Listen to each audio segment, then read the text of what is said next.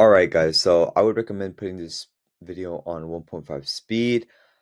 This video is titled How I'd Get My First 10 Clients If I Had to Start All Over Again. I wrote my notes here for you guys on this Google Doc so that you guys can copy word for word exactly the things I would say, exactly the things I would do so that you guys can have the notes here for you to use later on. So if I had to restart tomorrow and had 0 clients, this is the exact steps I would follow in order to close my first 10 clients as an enrolled agent, specifically doing IRS tax resolution. Okay.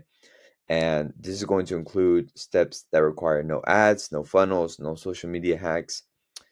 These are systems that actually work for enrolled agents. Okay. So who's this for? This video is for enrolled agents who know the tax work but struggle to get consistent clients and who don't want to feel salesy or fake online, right? Like a generic tax preparer saying, "Hey, I'll prepare your taxes," and like everyone else who is battling and bargaining, price bargaining to the bottom, essentially. If that's you, this is going to save you months of guessing. Okay, so principle number 1 here for you guys. You don't need to scale, you need clarity.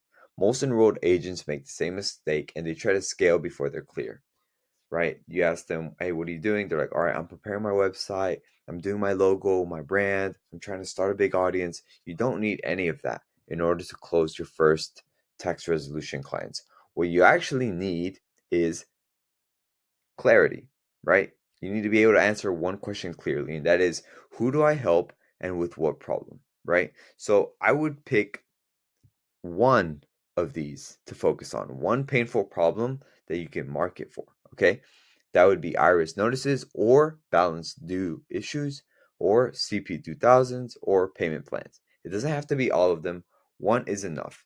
Generalists do not get referred. Problem solvers do.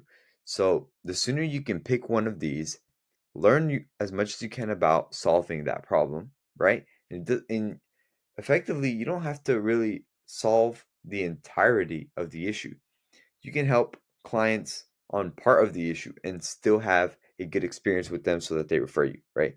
So, principle number 2 is going to be first 10 clients come from proximity, not marketing. Okay, so this means that you're going to reach out to existing tax pros that you already know, bookkeepers, payroll companies, attorneys, or CPAs who hate tax resolution work.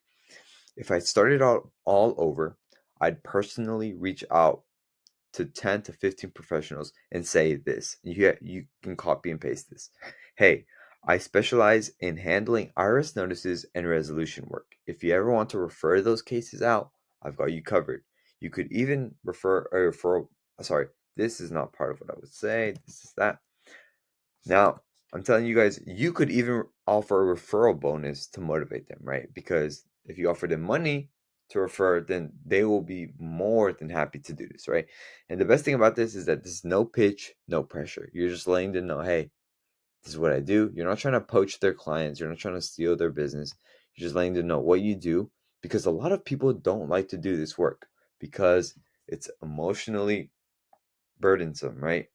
You're working with deadlines. No one likes to work with the IRS. You know what I'm saying? A lot of people don't even know how to work through these cases and what to do, right? Because the enrolled age, the SEE, the special enrollment examination, does not teach you this, right? So principle number 3 is you don't sell services, you remove fear. Okay, so clients do not buy resolution; they buy relief.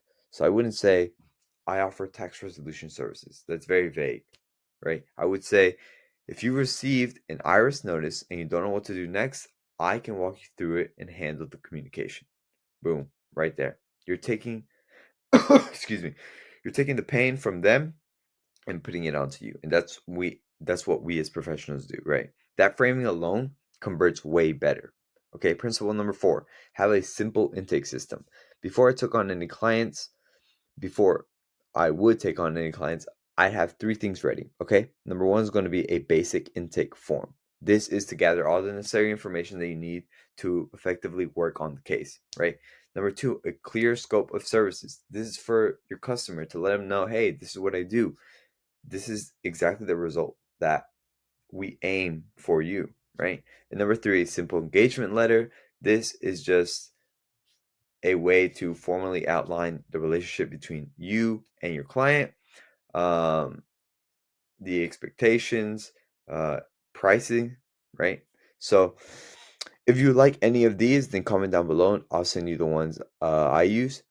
Nothing fancy, just enough structure to keep everything professional. Okay, confidence comes from process, not experience. Okay, now confidence is going to be built through your repetition. Most enrolled agents do not lack knowledge, they lack reps. We know a lot about taxes. We had to take 300 question exam about it, right? Your first 10 clients are not about perfection. They're about building pattern recognition, communication, confidence, and emotional control. And the reason I say this is because once you get your first 10 real cases and you've built these skills that only come from getting these clients and working through these cases, then you operate differently, right? People hear your intonation, people hear the way you talk to them. You could even let them know, hey, I've seen this before. Don't worry, be calm.